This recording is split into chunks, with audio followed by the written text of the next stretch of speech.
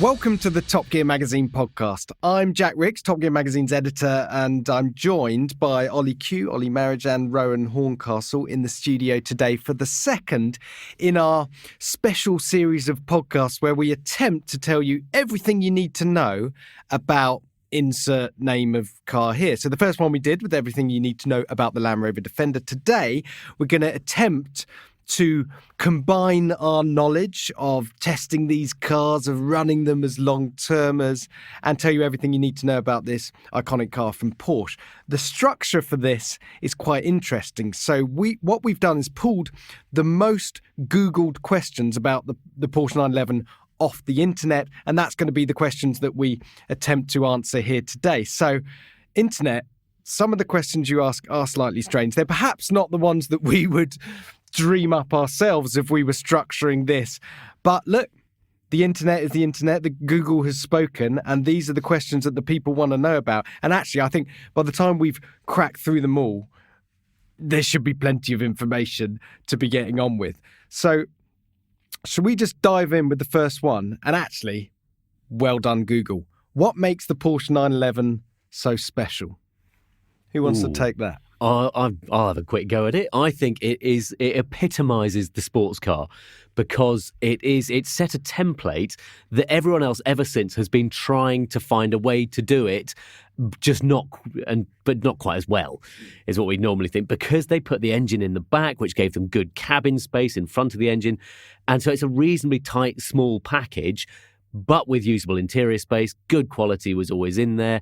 And it had the engine at the back gave it a sort of idiosyncratic character that others don't have.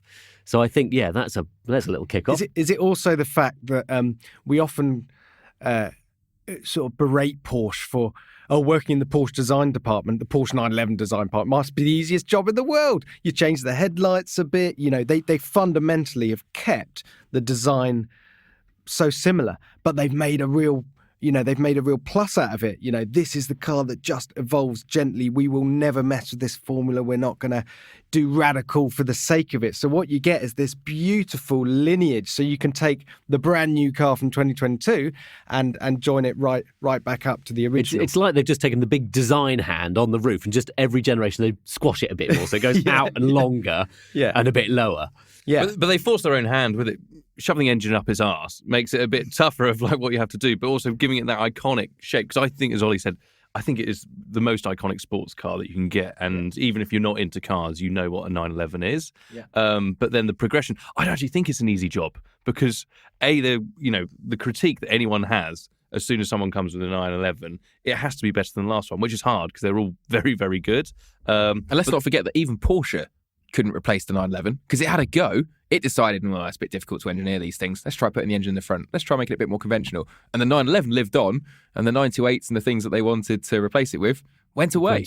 And don't you think that the reason Porsche has probably got such a reputation for engineering and development is because of the work they've had to put into the 911 over the years, is that to engineer that thing to handle properly when all the weight's out the back end is colossal. So all that sort of knowledge built up over generations must go into every new car they develop, and it's probably why we... But the engine has crept forward. Slowly, every generation, to the point in the race car, it is now in the middle. It's officially a mid-engine 911, isn't it? Sacrilege, because that's the Cayman's job, obviously. So there's lots of things that we know and love about it. Let's move on to question 2. I told you they were going to get slightly strange.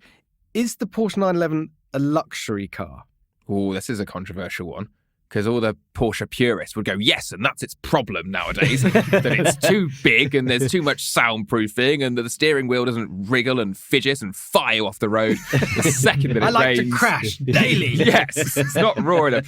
But you'd have to argue that if you look on the Porsche configurator, which is where I spend a vast amount of my working day, the amount of stuff you can throw at one nowadays, yes, the Porsche 9's a luxury car because it can warm and cool your bum and play you sounds for a £5,000 stereo, and it's now got the driver assistance technology you find on the Panamera and the Cayenne and all this kind of stuff, so it can look after you in traffic. So it's got everything you'd get on a luxury saloon or in an SUV or something like a Range Rover, but you can still take it to a track day in just about any spec. So it's sort of kind of a luxury do-it-all sports car GT. Its versatility is its luxury, I would say, as well. Yeah. The fact that it can cover But all I think there's two things for me that may sort of prevent it being a luxury car, if you like. One is the road noise, which they have improved every generation, but there's always been a fair amount of tyre noise from the back of the car.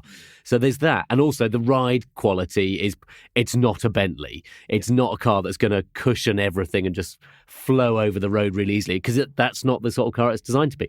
But yes, I think over the generations, it's got probably since the 993, which died in the late 90s, that I think since then it has, when it went to water-cooled rather than air-cooled engines, then I think since then it has probably sort of become a more mature car. But I still wouldn't call it a luxury car. But I think what I love about it is that you can, as you say, spec it up.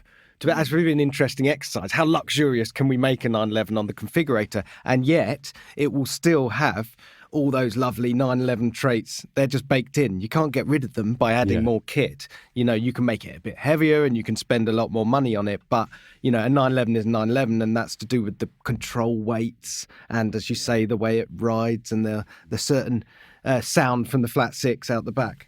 And also, like you said, you can make them very expensive now. Yeah. Because I think the starting price is about £90,000, £89,000. Yeah. For a But then Carrera. when we were in the US the other week, there was that Turbo S, which was $350,000 as specs, because what you can throw them out is just bizarre. And that's before the dealers get their hand out in America, where they just go, all right, let's just put a couple of $100,000 more on it. Yeah, so exactly. Yes. All right. So here I feel like this third question might spike the most amount of debate. Which Porsche 911 is the best? Because that's the thing. There are a lot of 911s as well. What do you want to do with it? Yeah, exactly. Because Q, as you say, the configurator is somewhere we all kind of hang out. It's the water cooler of the Top Gear office. But I had to count them up because I was writing about that new 911 Dakar the other day. There's 26 different models available in the 911 range. That's currently. Carreras 26. and turbos and Targas. Four-wheel drives and Four-wheel drive too. GTSs, convertible. Yeah. Sport classic. Wow. So there's Blimey. So, but that's only Plus the GT department. Let's not even forget that as well. Exactly. Yeah. So that's just the standard model range. Yeah. And then the GT. No, cars.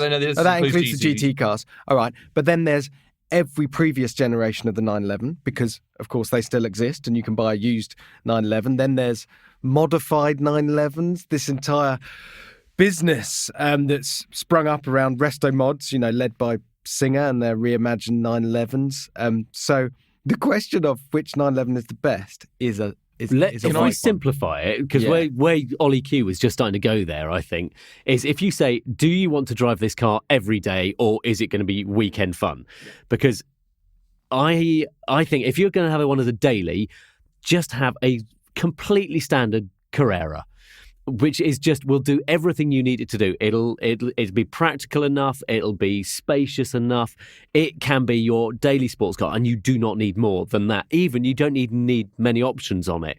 I was fortunate enough to run a long-termer last year, and it had no kit on it. I think it had like 3 options, one of which was like a rear parking camera, the paint and their heritage design interior. How did that escape the factory? corduroy seats. The corduroy seats, which that is the one gorgeous. option. It was ridiculous, but I'd have those every time. But you do not need the optional stereo, because the standard one's brilliant. You do not need any optional flashy headlights, because pushing a column stalk away and towards you is no hassle, and the standard headlights are brilliant. So if you want a daily 911, have a basic Carrera. You don't need more. Well, interesting actually, because I drove recently the Carrera T, and what makes is everything you've just said completely applies, except you can get a manual gearbox with that with the basic with the engine. basic engine. Yeah. But then a few. It's essentially a collection of options that you can't get elsewhere, with a bit of Porsche's heritage magic sprinkled over the top of it. So slightly larger wheels from the Carrera S. You can get the rear wheel steering. So sort of choice options. They take the back seats out. Or no one, I'd have those in. You'd have them in. Yeah. But it is a lovely, lovely combination. And driving it on the road, you're thinking, I don't want to be in any other 911. This is lovely. Thanks. This engine's got 370, 380 horsepower. Yeah. Manual gearbox. Fine. A bit louder.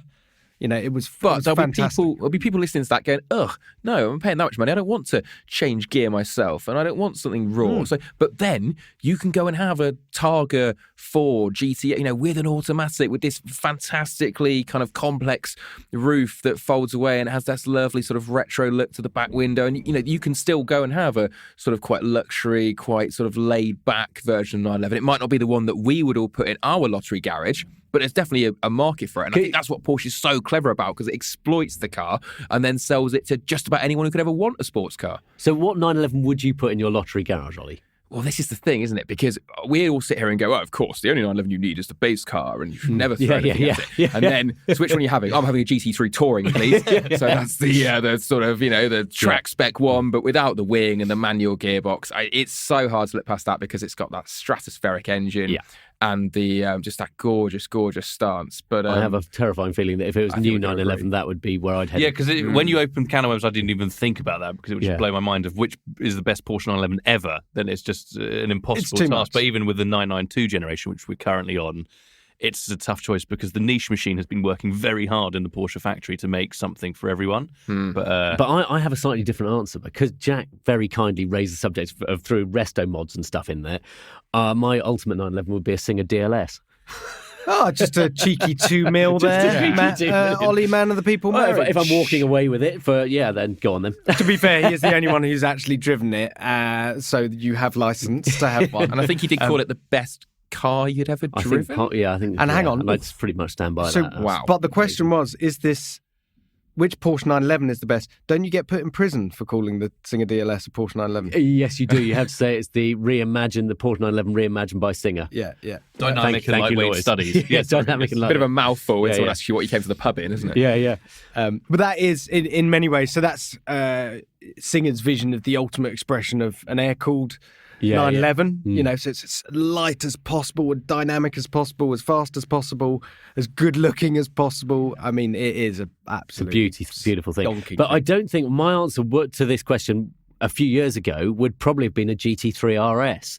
But the new one has been pushed so far towards the track end now that we haven't driven it on road yet. But I just feeling it's going to be too much hard work on the road. And actually, that car is, as we know, amazing on track.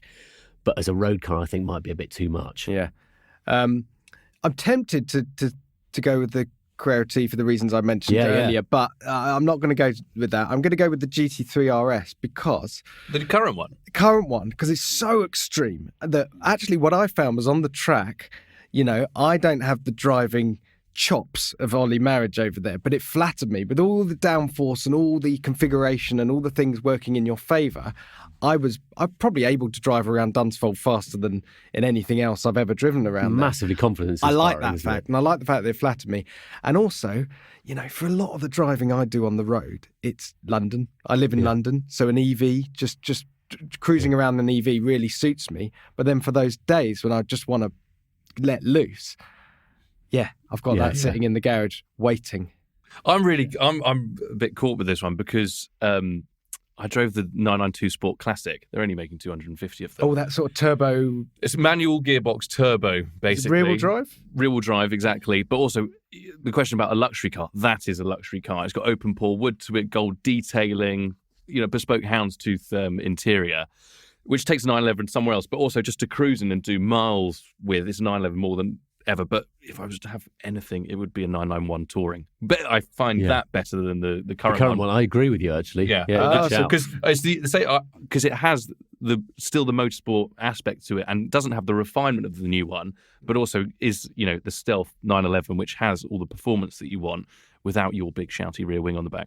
Interesting. No one's gone for the turbo, which was actually our Performance Car of the Year 2020 at Anglesey, when we were all going, 911 turbo, very good on the road, very fast, and then it danced around the track and we all went, shone really brightly against the rivals, and when you put it up against other 911s, there are ones that sparkle even brighter than that. Because a couple of years ago, Ollie and I were down at the test track, and we had I can't remember if it was a GT3 or G3 RS there, and a Turbo S. And the Turbo S is such an underrated track car if you want to take it there. But also, I once drove one from the Arctic Circle to Africa, and it's the easiest thing to gobble miles. You've got a hell of a commute, mate. Yeah, I know. I'm such a fan of remote working. But yeah, that encompasses. I think the 911 Turbo encompasses everything that the. Well, funnily enough, brand last does. year we put the exact same car into 2 tests. The Turbo S went in against the Ferrari Roma and a Bentley Conti GT and an Aston Martin DB11 in a GT's sort of cruisy test, which it won. And then we put it in against a Maserati MC20 and a Lamborghini Huracan in a supercars test, and it won that as well. So it just shows you that. And yet, it's been overlooked as the best 911. I mean, Jack of all trades, maybe. But Yeah, they're all Yeah. good. Well, I don't know, but if you put one on Cup 2R tyres, That's and what the they never stick- will. Yeah, it's around Dunsfold, and then compared it to a GT3 RS previous generation, because the new one is monstrous. bit different. What they would do, I think, would be quite surprising. 4-wheel drive, that you get in the turbo and you do not get in the a GT model. So interesting, isn't it? apart from GT2. We could be sitting No, around you in the don't. pub, and if we kept it to the modern, the current range, the 992, there sort of isn't a wrong answer. No. Whatever you say, oh, that's interesting. That's your personal preference. Cracking car. There isn't a weak point. Yeah, the answer of which is the best 911 for Google is whichever one you would like, because there is one for everyone. Yeah.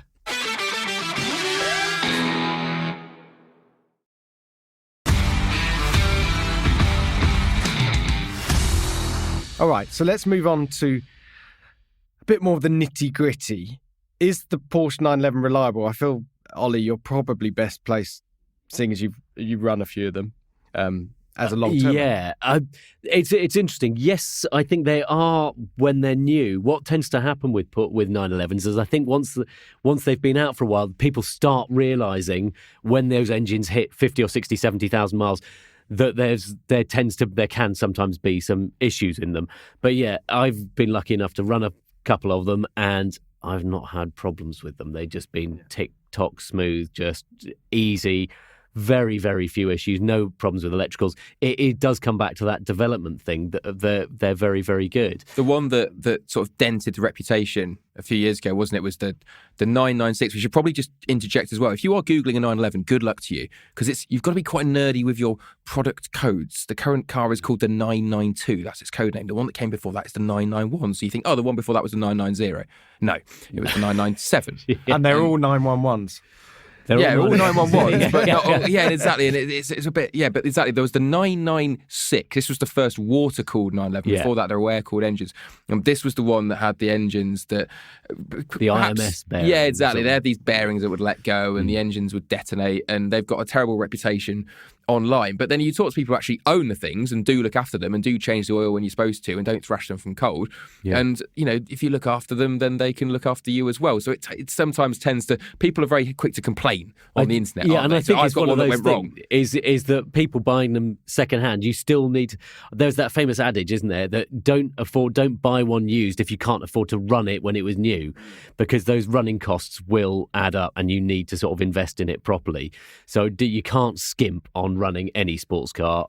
This will be a lot cheaper to run than a Ferrari, but you're not going to be, don't skimp. But also, if there's one model that has many, many books written about it and online forums and a community that is enthusiastic, it's the Porsche world. So there will be someone to lend a hand. Someone or will ask have a question had that problem before. Yeah. If it has a problem. Yeah. Well, I feel like we've already answered question 5, which is the Porsche 911 expensive to maintain?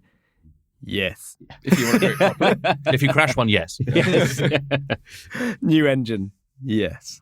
But as we say, you can sort of mitigate that by doing your homework. Basically, don't buy a new one. Yes, they should run like clockwork. If you're buying used, just read everything you can get your hands on. Play the warranty game, I would say as well. Yeah, And and there are have- things like, there are details like the tyres, like Porsche, like specific tyres fitted to the car. They have it's an N rating, isn't it? A little N, capital N on the side, and that's the tyre that Porsche want the car to be on. So if you buy a Porsche and it hasn't got those tyres on it, you know that someone's been cheaping out. So leave it alone and buy the car that someone's looked after, because then it should look after you.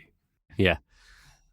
And there's the thing is, go use the forums, because there's so much knowledge on there, and use a specialist, because you learn really interesting things like the 991 convertibles. They're famous if they stand still for a long time. They can get leaves that come down, and they will sort of they'll decompose just inside the pillars, and then you can get some rot in the bottom by the B pillars, or some water in there at least. And it's just this sort of stuff. But you'll find it if you go looking for it. All this knowledge is out there. You've just got to look for it. Good stuff. All right. Is the Porsche 911 a four-seater / does it have back seats? Come on, Google.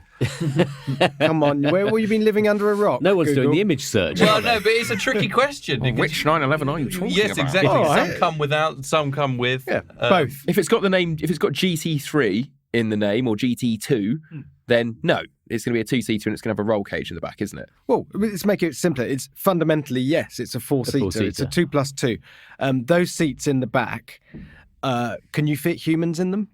You can fit junior humans in them. Proto-human. Yeah. The less full-grown type fit, all right. Yeah. And it also helps if, Jack, it's you and my, so you're on my size rather than Q and Rowan. You're not going to leave much leg room You don't behind need you. it. Does anyone else think 2+2 is a face palm from the car industry? Oh, it's a 2+2. It's not a proper four-seater. It's 2+2 is 4. Okay, you're going to mark it. I'm no mathematician. If you're going to market something as a 2+2, okay, it's got 4 seat belts. It's got 4 seats. Okay, yes, I'm not expecting to use it as a mini cab, but fundamentally, yes, it's got 4 seats. But be realistic. Just look at it. Okay. Does it have ISOFIX points in the back seats? I think it does, yeah. Hello. And on the front passenger as well. Yeah, they're great for new families. New families made a bit of money because I still don't think there's a car. If you say, "Oh, I've bought a 911," to a lot of society, you've made it. At that point, it's a great car to have. Well, I actually think it's where Porsche pitched the Taycan. Because they didn't want it to step on the Panamera's toes, so they didn't want it to be too big, but they also didn't want it to step on the 911 toes. So back doors and a bit more space in the back. It was sort of the way that a family could justify owning a Porsche, whereas a 911, you peer into those back seats and you think, good for the first year or two, and then we're going to grow. But they are very practical though. So I love the boots in the front of them are spacious. So we all carry all sorts of different things in cars, whether musical instruments or whatever. But when we had the long-term one... Yeah, my oboe goes Well, this is it. So I think it was McLaren I think Ollie's GT. speaking from experience here. Yeah, I do. It's his car, kids' school instruments, kids to school, sports gear, all that sort of stuff. If you've got a double bass in the back of a 911, I want to hear more about it. What did I get in? So McLaren made a play with the McLaren GT that you could fit, I think it was skis, and something else. Were they all golf fit clubs, in it? definitely Golf clubs, and something else that could all fit in the back. And I thought, that's a really good test for a 911 because those are long, thin things that you don't think are going to fit in a Porsche. And yet, when I put them into the 911, they all went in the back seats. Oh, wow. A set of skis did have to come through the centre console, but the golf clubs went on the back seats, musical instrument, all of that stuff. And just on the more everyday things, like if you do a supermarket shop and it's your weekly shop, it's the big one where you've got 4 of the bags for life. You basically just open up the bonnet and you go, they just slot straight in. You go, that's so easy. So you thought you'd found a test that flummoxed the 911. You thought, there's no way that I thought of this. And it bloody well went and did it. The frunk, as the Americans like to call it. The fruit. The fruit is mine. There's been many photographers in our world that have been in the front because the 911, you don't see this on the forums, fantastic photographic vehicle for rear tracking because you can get right behind it because you shove a human in the front of it, strap them down. And some then goggles on. Yeah, some goggles, and then go chase a car. But you don't think that you would be able to get as many suitcases as you can in there unless you buy the new 992 GT3 RS, which has got rid of all the boot space to make way for cooling and radiators, etc. and various things like that. So, so in the sportier models, you can those seats can be removed, but even then, you're left with the sort of sometimes space is still there, a big space there. Sometimes with a roll cage kind of crisscrossing it, but there's still space to put stuff in the back there. Just probably not the shopping if you're going to be doing hot laps around the track. Might be scrambled eggs by the end of that. No, they're actually great because you can, if you have the optional Club Sport roll cages, you can tie your shopping to it. So then you can corner with a curry. Isn't it? Yeah, exactly. And it's centrifuge, it just stays where it needs to be, so it's fine. No Wonderful. slosh. Wonderful. Lots of ammo there for justifying buying a 911. People out there who are sitting on the fence. Right, final question, and quite a good way to sign off, actually. Will the Porsche 911 go electric, and when? That's one of the top Google questions about the Porsche 911. It's the 1, 2, 3, 4, 5, 6, 7th. Wow, people have got A lot of anxiety about this, haven't they? The world's most favouritist sports car going all EV. But isn't it inevitable? Yes, I think it's inevitable. I think if you look at Porsche and their entire range, everything's going electric. You know, Boxster, Cayman, Panamera, Cayenne, Macan's next, actually. You know, everything will go electric. They're being a bit sort of quieter around the 911. They know that this is the core, the beating heart of the company, and to just flippantly turn that into an EV, it's going to upset the faithful. I've got a feeling. So I wrote a piece about this not too long ago, that if you look at the model generations, Porsche, a new 911, all new model generation comes along about every 8 years, which means I think that the next one is 2028, and then one beyond that is 2036, somewhere around there. So 2028, in my head, that one is going to be the hybrid one. Yeah. There will be a hybrid one before they go full electric. So I think there'll be a generational change, because we know how Porsche is very structured and organised about these things. So that, I'm sure, that's when the next tech step will happen. But I think it will be that midway introduction rather than just straight into electric. But also in 2009, there was a hybrid 911 because they experimented with a race car at the Nürburgring 24-hour race. It wasn't your average plug-in hybrid, though, was it? No, but it was quite funny looking back at it now. The early days of hybrid and KERS systems where anyone was just trying to make it work and push to pass, etc. But there was, in the passenger seat, energy recovery unit that was spinning at 40,000 RPM next to the driver. Yeah, the driver's weren't that happy about this. Exactly. But exactly. It's like Hypnodisc and Robot Wars in the passenger seat next to you. One of my biggest fears is too much energy in one place. Like, I hate dynos, hate anywhere near it. But then you're just sat there going down the Dottingham Straight with an energy recovery system, you know, fizzing away next exactly. to you. It's like, you know, helicopter rotor blades just on massively turbocharging at 40,000 RPM. You don't want that exploding. Didn't it do rather well at the Nürburgring? Was the Nürburgring 24 hours? I think it won its class because it was the only hybrid at the time. But yeah. It's a new class and we've won it. Well done, us. If the 911's going to go electric, I mean, wouldn't the most 911 thing ever be, to tie it back to what we were talking about earlier with the engine being in the wrong place and then them developing their way around it, if they got all the really, really heavy batteries in the motor and just put it in the back and then went, oh no, we've done it again. Right, okay. So the laptops. 50 years to engineer this out. Yeah. They like a challenge at Porsche.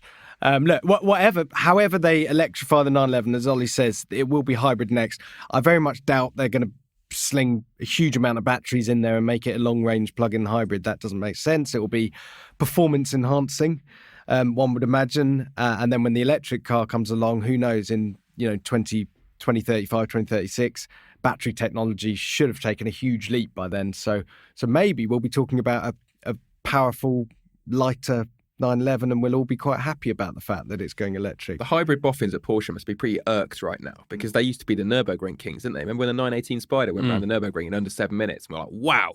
And now there's 911 GT3 with a miserable little flat six in the back that's gone around quicker than that. So the hybrid guys are furious. They must be absolutely steam coming out the laptops. They're going, we must get Hold back my on top. beer. Yeah. We can do better.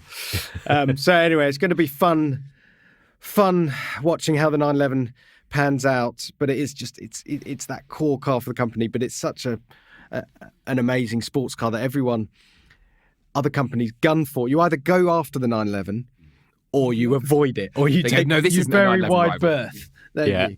And it's always fun watching people do that. Anything else we want to add about the 911 while we're here, gentlemen?